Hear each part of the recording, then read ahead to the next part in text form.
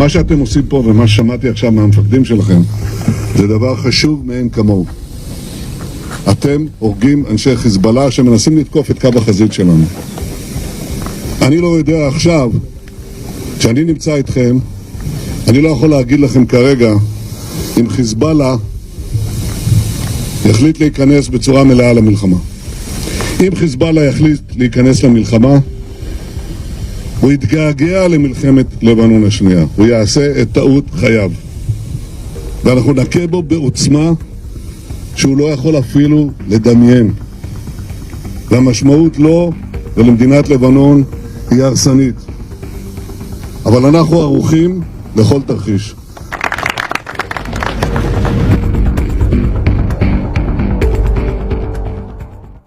Haleluya, haleluya, haleluya. Assalamualaikum warahmatullahi wabarakatuh. Salam Aki. Aku kabarkan Injil keselamatan. Bapak Ibu Nasi Tuhan, ketemu lagi dengan saya Evangelis Avraham Effendi Usman. Bagaimana kabar Bapak Ibu semua? Tentu luar biasa. Nah saudaraku para pencinta Injil Habakkuk, itu tadi saudara video di awal tadi Bapak Benjamin Netanyahu.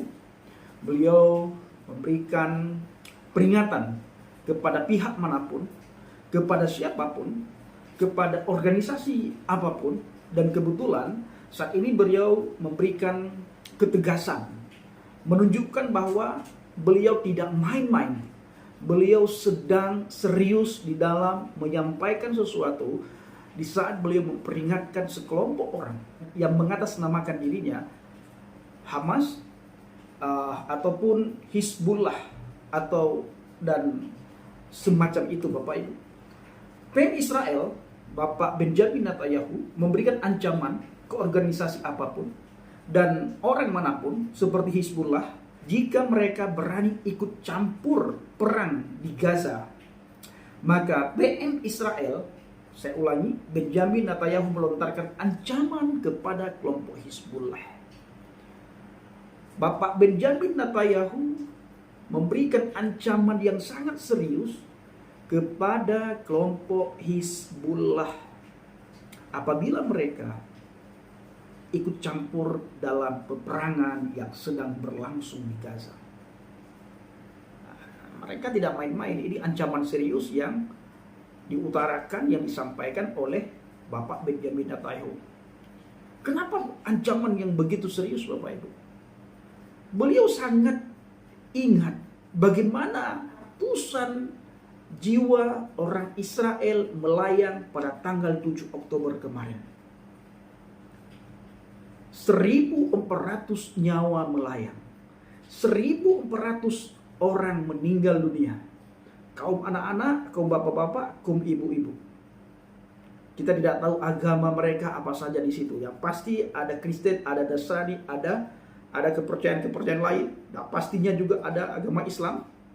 Dan banyak orang Yahudi yang meninggal pada tanggal 7 Oktober kemarin, di mana Hamas melakukan serangan pada Israel, menembakkan ribuan roket ke Israel. Lalu ketika Israel membalas, ada banyak orang mengancam, ada banyak orang menghina, ada banyak orang mengecam, ada banyak orang mengutuk Israel di saat Israel membalas serangan tersebut. Tetapi orang-orang yang mengutuk ini, mereka pada diam, bahkan mereka memberikan dukungan dengan berdoa kepada Hamas di saat Hamas melakukan serangan ke Israel. Ini Bapak Ibu harus kita sering beritakan supaya teman-teman itu bisa berpikir dengan akal yang sehat, bisa berpikir dengan positif. Bapak Ibu pernah nggak melihat di media sosial mereka yang membenci Israel saat ini, mereka mengutuk apa yang dilakukan oleh Hamas pada tanggal 7 Oktober. Kita ulangi saudara. Tanggal 7 Oktober itu adalah tanggal di mana hari Sabat. Hari Sabat adalah hari perhentian bagi umat Yahudi. Mereka tidak mau melakukan aktivitas apapun. Maka banyak orang Yahudi pada waktu itu berlibur. Mereka bermazmur. Mereka beribadah Sabat. Lalu tiba-tiba mereka diserang oleh sekelompok orang yang bersenjata lengkap dengan ribuan roket menyerang ke Israel. Kalau kita pakai hati nurani, pakai pikiran kita berpikir dengan akal yang sehat, berpikir dengan netral, apakah kita membenarkan serangan yang dilakukan oleh Hamas itu? Nah, coba Bapak Ibu tulis di kolom komentar, siapapun saudara. Ya, mau saudara pendukung Hamas, apakah saudara membenarkan apa yang dilakukan oleh Hamas pada tanggal 7 Oktober kemarin? Di mana semua pihak dalam keadaan baik. Rakyat Palestina dalam keadaan damai, rakyat Palestina dalam keadaan sukacita, mereka lagi menikmati hari-hari indah mereka bersama dengan keluarga. Tiba-tiba saat ini rakyat Palestina sangat menderita sekali. Sangat menderita rakyat Palestina. Kenapa? Karena pembalasan yang dilakukan oleh Israel. Lalu kenapa rakyat Palestina menderita? Karena rakyat dijadikan tameng oleh kelompok separatis Hamas. Dijadikan tameng, dan dijadikan tempat mereka bersembunyi, gedung sekolah, tempat bermainnya anak-anak, rumah sakit dijadikan tameng. Bahkan kita mendapatkan informasi beberapa hari yang lalu di mana intelijen dari pihak militer Israel memberikan informasi dan yang sangat mengagetkan kita semuanya. Rumah sakit yang ada di Gaza itu buat terowongan di bawahnya. Terowongan yang sangat bagus, terowongan yang sangat indah. Dan itu tidak cukup waktu sebulan, 2 bulan, bertahun-tahun. Ya, habis waktu di saat dia menggali terowongan itu, dijadikan tempat untuk Hamas bersembunyi, sarangnya Hamas. Setelah mereka melakukan tembakan, mereka sembunyi di situ. Israel adalah negara yang berdaulat, negara yang bermartabat. Hamas siapa? Siapa yang mengakui Hamas? Apakah PBB mengakui Hamas? Pemimpinnya tidak jelas.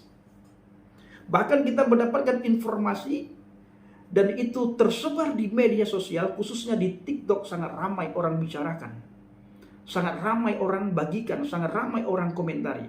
Di mana presiden daripada Palestina mengatakan serangan Hamas tidak mewakili Palestina.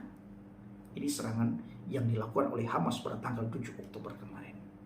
Maka ketika hari-hari ini kita melihat bagaimana situasi Gaza itu membuat mata kita menangis.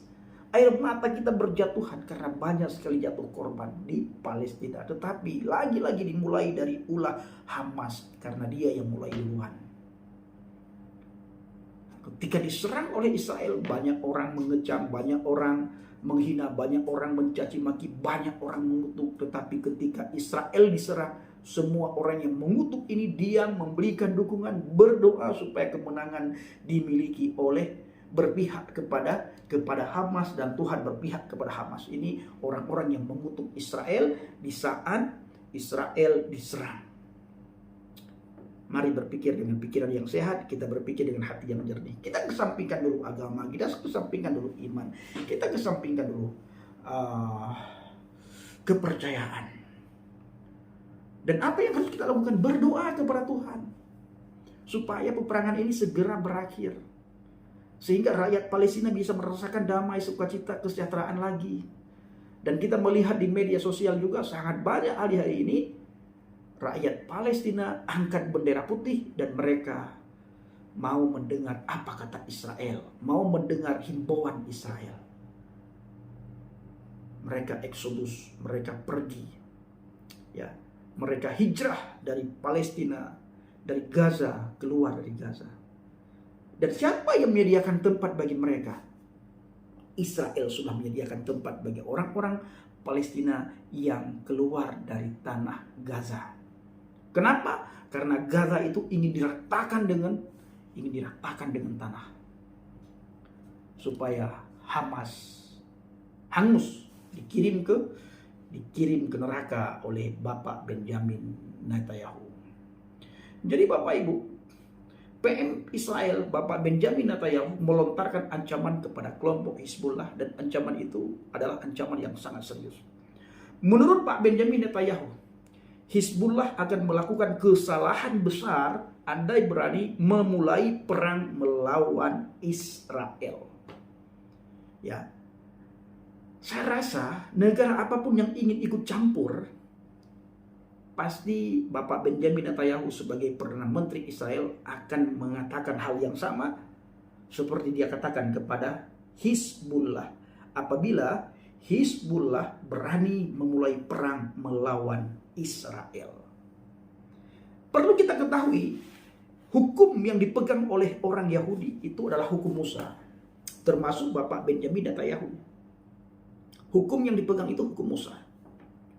Hukum Musa adalah mata ganti mata, gigi ganti gigi, nyawa ganti nyawa. Ini hukum Musa. Dan hukum ini dipakai oleh orang Yahudi. Sampai detik ini mereka masih memakai hukum itu. Kecuali orang Yahudi yang sudah percaya kepada Adonai Yeshua HaMashiach. Orang Yahudi yang belum percaya kepada Yeshua HaMashiach, kepada Yesus Kristus, mereka masih sangat kuat sekali dengan hukum Musa, mata ganti mata, gigi ganti gigi, nyawa ganti nyawa. Maka kita melihat ketika Hamas melakukan serangan yang menewaskan 1.400 rakyat Israel pada tanggal 7 Oktober kemarin, hari ini kita melihat bagaimana pembalasan Israel yang begitu membabi buta. Nasihat siapapun mereka itu sudah tidak mau lagi mendengar. Nasihat siapapun mereka tidak mau mendengar. Kenapa? Karena hukum yang dipakai adalah hukum Musa. Siapa yang memulai, orang itu harus bayar harga yang sangat mahal. Jadi mereka tidak mengenal hukum kasih karunia. Ini orang Yahudi. Maka orang Yahudi, kita melihat yang beredar di media sosial, mereka meludahi orang Kristen yang percaya kepada Yeshua HaMashiach. Dan ini bukan rahasia umum. Kami tidak malu mengakui hal ini. Memang dari dulu orang yang percaya kepada Yeshua HaMashiach di Israel itu dikejar-kejar. Ya, orang Yahudi mengejar-ngejar orang yang percaya kepada Yesus Kristus. Orang Yahudi mengejar-ngejar orang yang percaya kepada Yesus. Untuk apa? Disiksa. Yang pertama sekali dibawa kembali ke agama mereka. Apabila tidak mau kembali, ya tidak luput daripada siksaan mereka. Bahkan kita melihat dalam Alkitab bagaimana Rasul Paulus, dia dapat mandat, dia dapat tugas, ya, dia dapat satu surat kuasa untuk membinasakan semua pengikut Kristus. Rasul Paulus, tetapi puji Tuhan di tengah perjalanan, ketika dia ingin mencari orang-orang yang percaya kepada Yesus, mencari pengikut Kristus, mengejar pengikut Kristus, dia ditangkap oleh Tuhan sampai matanya buta. Nah, kembali lagi ke pokok pembahasan supaya tidak lari-lari Bapak Ibu ya. Hukum yang dipakai oleh orang Yahudi saat ini adalah hukum Musa. Mata ganti mata, gigi ganti gigi. Kita melihat di dalam Injil Matius 5 ayat yang ke-38.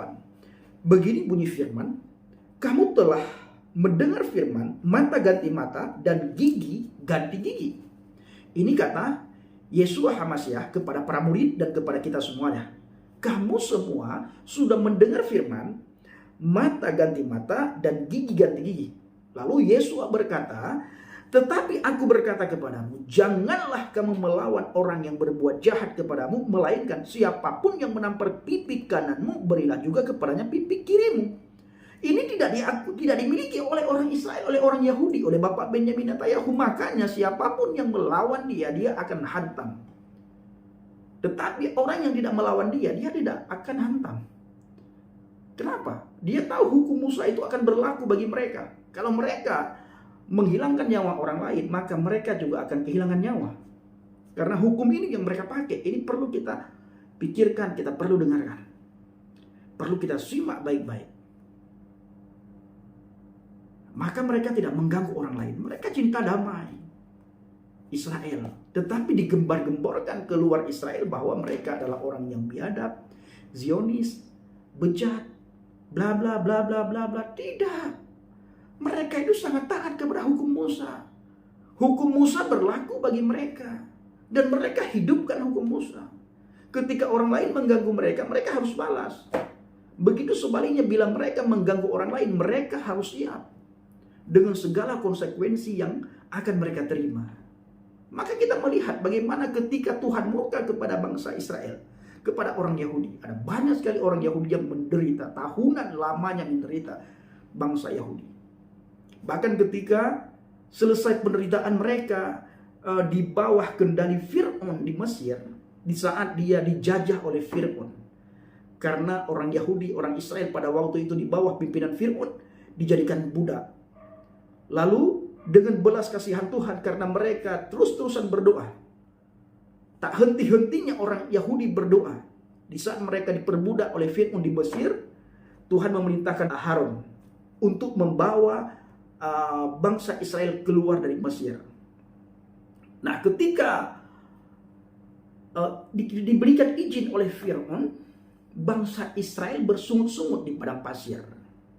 Ya, bersungut-sungut mereka di padang pasir dan mereka lupa bahwa mereka dulu pernah diperbudak. Akhirnya Bapak Ibu, yang seharusnya waktu yang ditempuh singkat itu menjadi waktu yang sangat lama. Tahunan, puluhan tahun mereka berputar-putar di padang pasir itu. Dan banyak di antara mereka yang mati, yang meninggal. Nah, ini Bapak Ibu kita harus paham sedikit pembahasan Alkitab ya. Saya akan lanjutkan membaca. Ayat 40. Dan kepada orang yang hendak mengadukan engkau karena mengingini bajumu, serahkanlah juga jubahmu. Dan siapapun yang memaksa engkau berjalan sejauh 1 mil, berjalanlah bersama dia sejauh 2 mil. Berilah kepada orang yang meminta kepadamu, dan janganlah menolak orang yang mau meminjam daripadamu. Kamu telah mendengar firman, kasihilah sesama manusia dan bencilah musuhmu. Lalu, ini masih hukum Musa. Ayat 43 ini Musa Bapak Ibu. Kamu telah mendengar firman, kata Yeshua HaMashiach, kasihilah sesama manusia dan bencilah musuhmu. Ini hukum Musa. Ini dilakukan oleh orang Yahudi sampai detik ini. Tetapi orang Yahudi ayat berikutnya tidak pakai mereka. Ya, karena mereka tidak percaya kepada Yesus. Jadi mereka hanya menghidupkan hukum Musa. Nah, tetapi aku berkata kepadamu, ini kata Yeshua HaMashiach, luar biasa ajaran Yesus. Maka saya bangga sekali setelah menjadi pengikut Kristus. Ya, saya bangga sekali dan sudah banyak orang dari seberang melalui pelayanan kita Bapak Ibu, mereka percaya kepada Yesus.